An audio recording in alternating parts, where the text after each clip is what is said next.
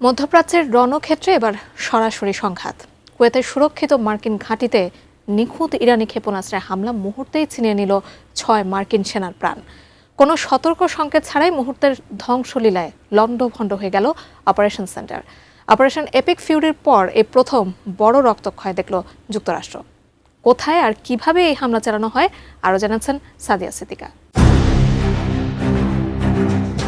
মধ্যপ্রাচ্যে যুক্তরাষ্ট্র ও ইরানের মধ্যে চলমান সংঘাত এক ভয়াবহ ও রক্তক্ষয়ী মোড় নিল। কুয়েতের শুয়াইবা বন্দরে অবস্থিত একটি অস্থায়ী মার্কিন অপারেশন সেন্টারে সরাসরি ইরানি ক্ষেপণাস্ত্র হামলায় অন্তত ৬ মার্কিন সেনা সদস্য নিহত হয়েছেন। সোমবার বিকেলে মার্কিন সেন্ট্রাল কমান্ড সেন্টকম এক শোকাবহ বিবৃতিতে এই খবরের সত্যতা নিশ্চিত করেছে।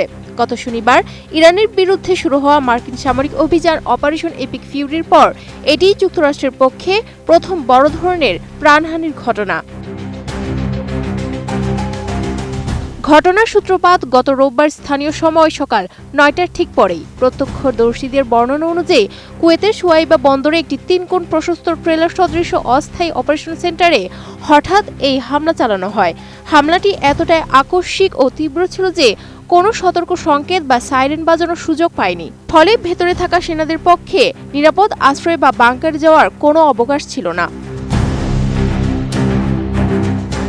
একটি ইরানি প্রজেক্টাইল নিখুঁতভাবে মার্কিন বিমান প্রতিরক্ষা ব্যবস্থা ভেদ করে সরাসরি ভবনটিতে আঘাত হানে। বিস্ফোরণের তীব্রতায় ভবনের দেয়ালগুলো বাইরের দিকে উড়ে যায় এবং ভেতরের অংশ মুহূর্তে লণ্ডভণ্ড হয়ে যায়। হামলার কয়েক ঘন্টা পরেও অপারেশন সেন্টার ধ্বংসাবশেষে আগুন জ্বলতে দেখা গেছে। নতুন বাংলাদেশ গড়তে এলো জুলফিকার স্টিল। জুলফিকার স্টিল, ইস্পাত দৃঢ় অঙ্গীকার। সেন্টকম প্রাথমিকভাবেই ৩ জনের মৃত্যুর কথা জানালেও ধ্বংসস্তূপ ও আগুনের ভেতর থেকে উদ্ধার কাজ চালাতে বেশ বেগ পেতে হয়। সোমবার বিকেলে আরও ২ সেনার মরদেহ উদ্ধারের পর মোট নিহতের সংখ্যা বেড়ে ৬-এ দাঁড়ায়। সেন্টকমের মুখপাত্র জানিয়েছে, হামলার সময় ওই সেন্টারে ডজনেরও বেশি সেনা অবস্থান করছিলেন। এই ঘটনায় এখন পর্যন্ত ১৮ জন সেনা সদস্য গুরুতরভাবে আহত হয়েছেন বলে জানানো হয়েছে। নিহতদের পরিচয় এখনও প্রকাশ করা হয়নি। বর্তমানে তাদের পরিবারকে আনুষ্ঠানিকভাবে অবহিত করার প্রক্রিয়া চলছে।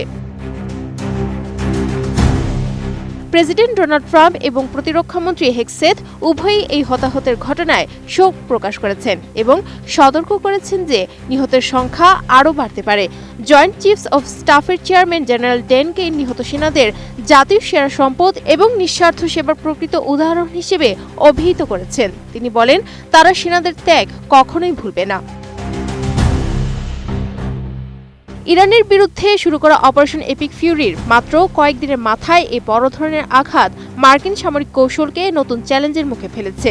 বিশেষ করে সুরক্ষিত অঞ্চলে বিমান প্রতিরক্ষা ব্যবস্থা ভেদ করে ইরানি ক্ষেপণাস্ত্রের এই নির্ভুল আঘাত মধ্যপ্রাচ্যে মার্কিন উপস্থিতিকে আরও ঝুঁকিপূর্ণ করে তুলেছে।